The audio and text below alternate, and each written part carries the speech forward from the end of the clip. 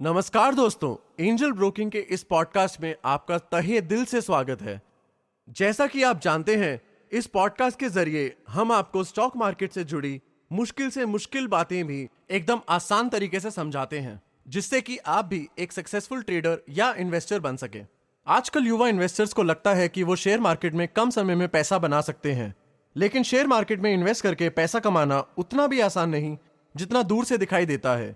Share market में अपने investment की ग्रोथ होते देखने के लिए आपको कुछ बुनियादी नियमों को पालन करना पड़ेगा, जिनके बारे में हम आज बात करने जा रहे हैं। These market strategies are still very well respected by the top investors in the share markets.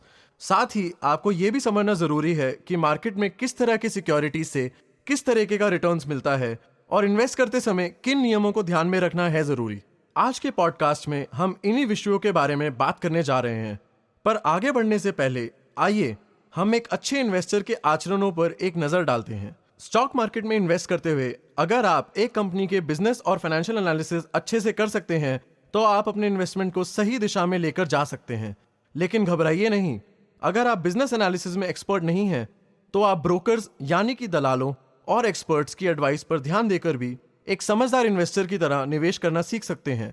तो देखिए, मार्केट में कई तरह की सिक्योरिटीज में आप निवेश कर सकते हो। दोस्तों, सिक्योरिटीज जो कि शेयर मार्केट्स में ट्रेड की जाती हैं, ये कंपनियों और इन्वेस्टर्स के बीच एक अग्रीमेंट होती हैं। इन दिस पॉडकास्ट हम equity securities like stock and debt securities like bonds से मिलने वाले रिटर्न्स के बारे में बात करेंगे। तो क्या तैयार हैं आप? तो शुरू करते हैं कैपिटल गेन से। तो दोस्तों, कैपिटल गेन्स का मतलब होता है कि आपकी सिक्योरिटीज की वैल्यू में परचेज करने के बाद कितना इंक्रीज हुआ है। इसका मतलब है कि अगर आप ये सिक्योरिटीज किसी और इन्वेस्टर्स को बेचते हो तो उससे आपको क्या प्रॉफिट मिलेगा। स्टॉक मार्केट के कॉन्टेक्स्ट में आपके शेयर की प्राइसेस में जो इंक्रीज हुआ है उसको कैपिटल गेन बोलते हैं। कैपिटल गेन से जितने बड़े आपको प्रॉफिट हो सकते हैं उतने बड़े लॉसेस भी हो सकते हैं, because if the share prices drop तो आपको छोटे समय में बड़े लॉसेस हो सकते हैं। दोस्तों, आपने शेयर मार्केट की न्यूज में डिविडेंड शब्द जरूर सुना होगा। डिविडेंड्स को समझना बहुत आसान है। अगर आपने किसी ऑर्गेनाइजेशन के शेयर्स खरीदे हैं तो वह ऑर्गेनाइजेशन अपने ईयरली प्रॉफिट्स में से शेयर होल्डर्स के लिए एक छोटा सा हिस्सा देती है। इसी को डिविडेंड बोला जाता है। तो इसका मतलब यह है कि डिविडेंड्स उस कंपनी को होने वाले प्रॉफिट में से ही मिलता है। लेकिन डिविडेंड्स सभी स्टॉक पर लागू नहीं होते, ये केवल बड़ी कंपनीज और ऑर्गेनाइजेशंस के स्टॉक पर ही मिलते हैं। साथ ही डिविडेंड्स की वैल्यू इंटरेस्ट रेट्स और सिक्योरिटीज के टाइप पर भी निर्भर करती है। और दोस्तों, तीसरे टाइप का रिटर्न इंटरेस्ट से मिलता है। दोस्तों, इंटरेस्ट से होने वाले प्रॉफिट्स तो आप समझते ही होंगे, अगर नहीं तो सुनिए ध्यान से। इंटरेस्ट ज्यादातर डेट सिक्योरिटीज पर मिलता है। इसका मतलब अगर आपने इंस्ट्रूमेंट के माध्यम से इन्वेस्टमेंट की राशि किसी पार्टी को लोन के रूप में दी है तो आपको इस पर इंटरेस्ट के रूप में रिटर्न्स मिलेंगे। इंटरेस्ट से मिलने वाले रिटर्न्स फिक्स्ड होते हैं, मतलब आपको एक नियमित अंतराल से एक फिक्स रिटर्न मिलेगा। तो दोस्तों, how to make profits from investing in the share market, इस सवाल का कोई एक उत्तर नहीं है, लेकिन आप अपने इन्वेस्टमेंट को सुरक्षित रखने के लिए कुछ स्ट्रैटेजीज अपना सकते हो। तो आइए देखते हैं कि दुनिया के टॉप इन्वेस्टर्स इन्वेस्ट करने से पहले क्या सोचते हैं और कैसे ये अपने इन्वेस्टमेंट पर एक अपवर्ड ग्रोथ अचीव करते हैं। सबसे पहले आपको इन्वेस्टमेंट को अच्छी तरीके से जांचना और समझना बहुत जरूरी है।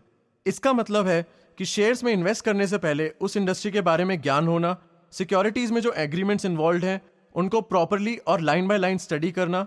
आप जिस ऑर्गेनाइजेशन के शेयर्स खरीद रहे हैं उसके बिजनेस को समझने से आप इसका अनुमान लगा सकते हैं कि आज की और भविष्य की आर्थिक स्थितियों में और मार्केट सेंटिमेंट्स में इसका स्टॉक प्राइस कैसा होगा।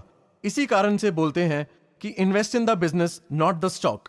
और दोस्तों, आपने न्यूज चैनल पर एग्जिट स्ट्रैटेजी या फिर क्विटिंग स्ट्रैटेजी के बारे में भी सुना ही होगा, है ना। कोई भी इन्वेस्टर शेयर खरीदते हुए शेयर का गिरना थोड़ी ना एक्सपेक्ट करता है।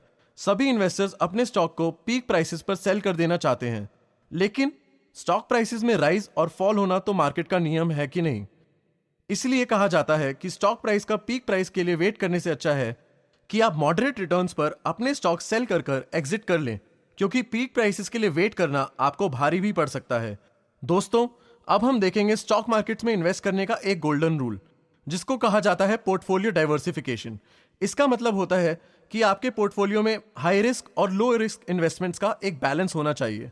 ज्यादातर हाई मार्केट वैल्यू या हाई मार्केट कैपिटलाइजेशन वाली कंपनी से स्टेडी रिटर्न्स मिलते हैं, so they add lesser risk to your portfolio than small cap enterprises. जिनसे आपको हाई रिटर्न्स तो मिल सकते हैं, लेकिन इनमें निवेश करना रिस्की भी हो सकता है। इसीलिए हाई रिस्क इन्वेस्टमेंट आपके पोर्टफोलियो का एक छोटा हिस्सा ही होना चाहिए। और दोस्तों, मेजॉरिटी ओपिनियन के पीछे बिल्कुल ना दौड़ें। इन्वेस्ट करने से पहले खुद से ज़रूर रिसर्च करें। अगर आप हर्ड मेंटालिटी के साथ इन्वेस्ट कर रहे हैं तो इससे आपको भारी लॉसेस हो सकते हैं। इसीलिए अपनी रिसर्च पर भरोसा करें और डिटेल्स पर ध्यान जरूर दें। तो दोस्तों, जैसा कि आपने देखा, शेयर मार्केट से प्रॉफिट पैदा करने के कई तरीके हो सकते हैं, लेकिन ये जरूर याद रखें कि अगर आप शेयर मार्केट्स में एक नए प्लेयर हो तो किसी एक्सपीरियंस इन्वेस्टर की सलाह के बिना इन्वेस्टमेंट ना करें। डिटेल्स पर ध्यान देना, अग्रीमेंट्स को ठीक तरीके से पढ़ना, इंडस्ट्री को रिसर्च करना और पोर्टफोलियो को डाइवर्सिफाई करने से आप शेयर मार्केट्स में अपने फंड्स को सुरक्षित रूप से इन्वेस्ट कर सकते हैं। अगर आप अपनी गलतियों से सीखते हो और इंडस्ट्री से संबंधित रेलेवेंट न्यूज़ और डेवलपमेंट्स पर ध्यान देते हो तो आप धीरे धीरे एक टॉप क्लास इन्वेस्टर की तरह डिसीजंस लेने लगेंगे। इसी के साथ ये पॉडकास्ट हम यहीं पर रोकते हैं। उम्मीद है कि आपको पॉडकास्ट पसंद आया होगा।